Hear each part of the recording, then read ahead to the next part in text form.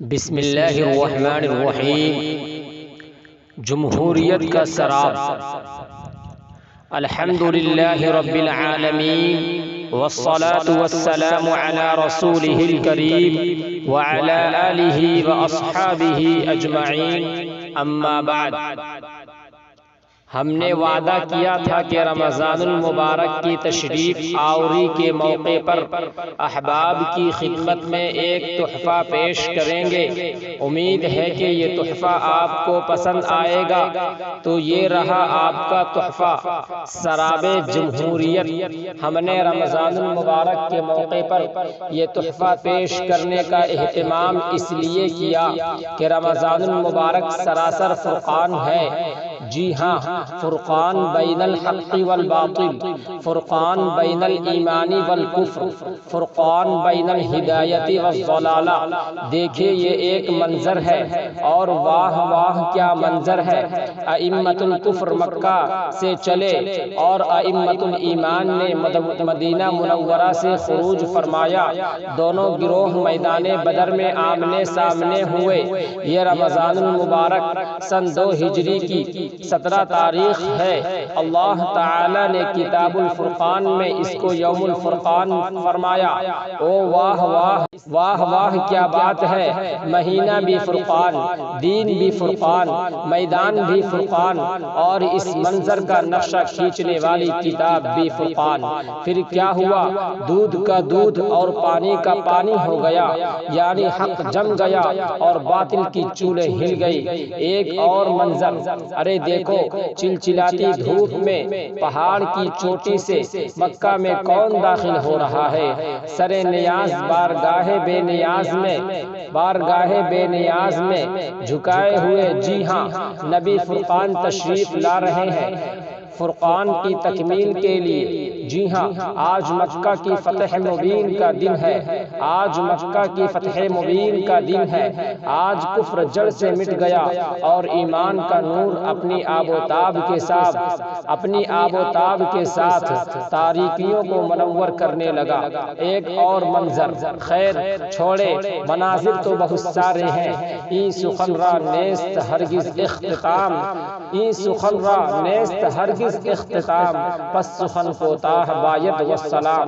آپ سمجھ گئے ہوں گے کہ ہم نے اس تحفہ کا انتخاب کیوں کیا، تاکہ جمہوریت کا حقیقی چہرہ بے نقاب ہو جائے، تاکہ اس سراب آب کی حقیقت نظر آ جائے، تاکہ اس محل نما جال کے تاروں پود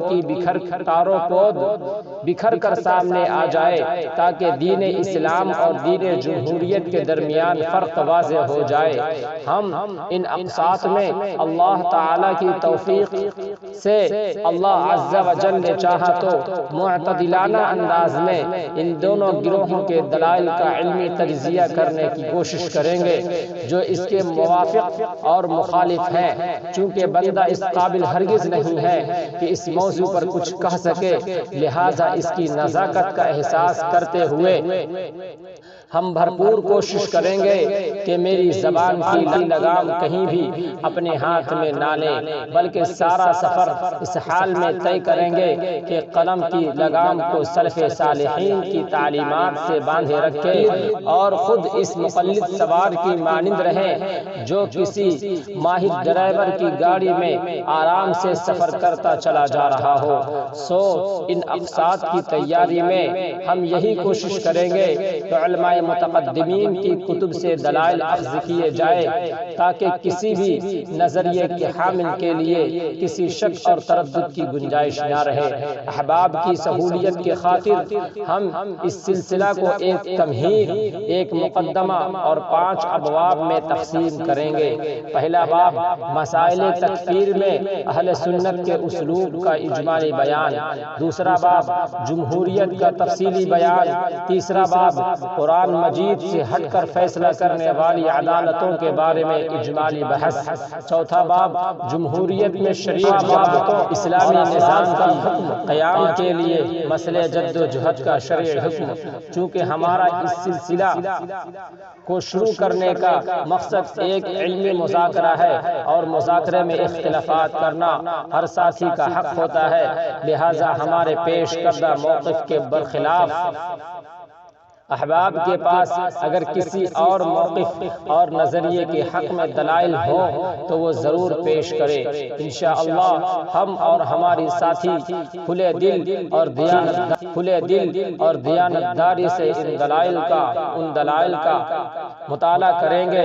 آخر میں ہم اللہ تعالیٰ سے دعا کرتے ہیں کہ وہ ہماری اس کاوش میں ہمیں راہ راست پر گامزن رکھے اور نو کے قلم کو لرزشوں سے محفوظ فرمائے اور ان باتوں کو ہم سب کے حق میں خیر کا اور اعلاء کلمت اللہ کا ذریعہ بنائے، اور اللہ تعالیٰ محض اپنے فضل سے ہماری اس کوشش کو اور کامیابی اور مقبولیت سے نوازے۔ آمین۔